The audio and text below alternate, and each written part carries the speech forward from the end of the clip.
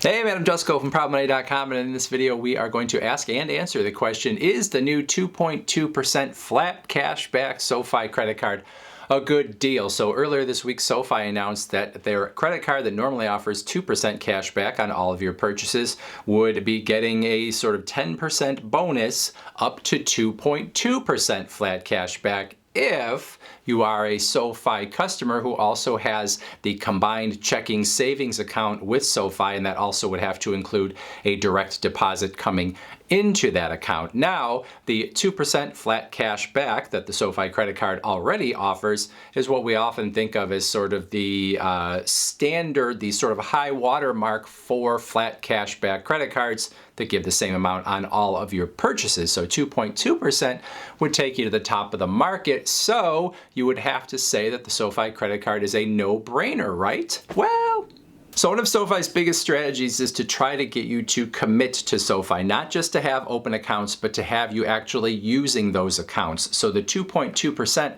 on the credit card is not so much about making the credit card better as it is about getting you into SoFi's checking/savings account, which is a combined account that has checking and savings. You can't open one or the other, you open them together. And the savings part of that account has a 4.6% APY as I make this video, which is very high for your savings. But in order to get that 4.6, you have to have direct deposit coming into that account from an employer or perhaps Social Security or something along those lines. So you can't just be putting money in every once in a while in order to get the benefits. It has to be the account where the money that you essentially get paid for your job or from Social Security is going into that account. So they want that to become your bank account. And sweetening the pot on the credit card is just another way for you to feel like it is worth it to have your direct deposit going into that account to get the higher rate on your savings, to get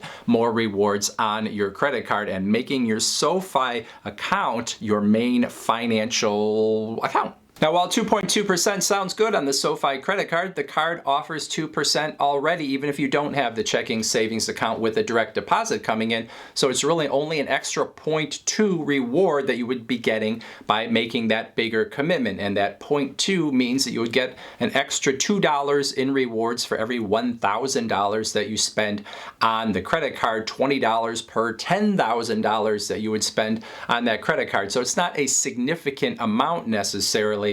And in some ways, you could look at that savings account that's giving you the 4.6% APY and say, why not just increase that to 4.8% APY, and you'd be doing somewhat the same thing, but that doesn't seem quite as exciting. None of it is exactly life-changing, but somehow going from 2% to 2.2% seems more exciting. Now, if it seems like I'm not being very nice to SoFi here, that could not be further from the truth. I actually have been an advocate for the SoFi checking and savings combined account because I think when you open that account, it gives you a nice way to keep most of your money in savings at that higher 4.6% annual percentage yield and keep a smaller amount in your checking account, which only gets a 0.5% as an interest rate. So keep the bulk in your savings and then just move it over into your checking as you need to, if you need to. And all of that stuff can be sort of in the same interface on the SoFi app and all of that kind of stuff. So I think it is a pretty nice product to begin with. And then,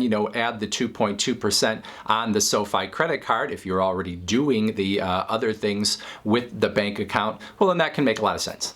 And just a note here, if you're not already a customer of SoFi with that checking/savings account, you can use the link that is under this video and in the first comment to go over to SoFi and open up one of those accounts. And when you do, you will get a $25 bonus if you use the link for opening the account, and then you will get a bonus again when you have set up direct deposit and the money actually starts to come through. You'll actually get another $50, or you could get $300, but you'd have to put a lot in direct deposit. So if you get paid a ton, you might be able to get to that 300. You're probably going to get the 25 up front and then the 50 for your direct deposit, which would be an extra $75. So use that link below if you want to, or you could go straight to SoFi, but you wouldn't get that $25 up front.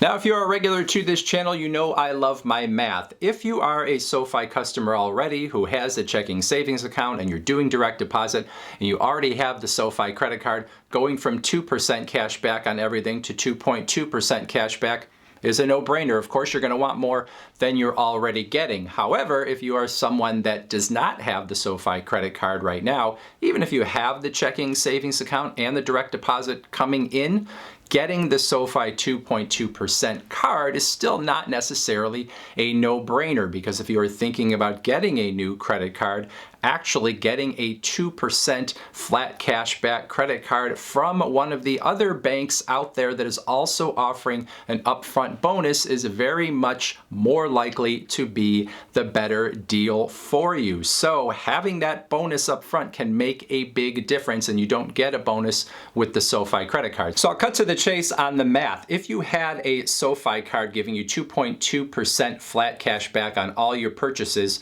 or you got something like the Wells Fargo Active Cash or the Citi Double Cash that gave you 2%, but also had the opportunity for a $200 bonus in the early going if you spent enough to achieve that bonus, well then you would have to spend over $100,000 on the SoFi 2.2% card to have earned more in rewards than you would earn getting one of those other 2% cards with the $200 bonus. Because the difference between a 2% card and a 2.2% card is not very much. And so in order to make up for that $200 bonus that you would get with these other cards that the SoFi card is not offering, you'd have to spend at least $100,000. Over $100,000, the SoFi card would be a better deal, but anywhere underneath, it's actually a worse deal. Now, that's not to say it's a bad idea to get the SoFi credit card instead of one of those other cards. If you want to consolidate your accounts and have everything sort of in one place,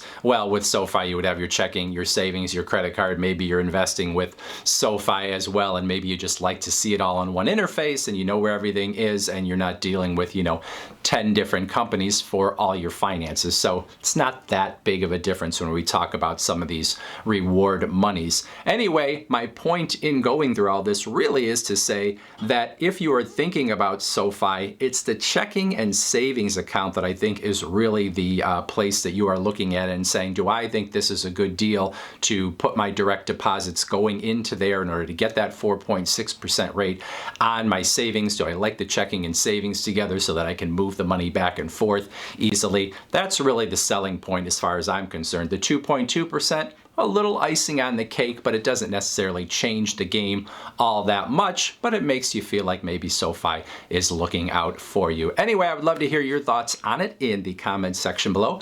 Otherwise, I thank you for watching, and as always, please go to proudmoney.com, where we do credit card reviews, we talk personal finance, we talk deals, and all sorts of other fun stuff too. If you are not going to leave a comment or you're not going to go to the website, that video right there is the one you're going to want to watch next.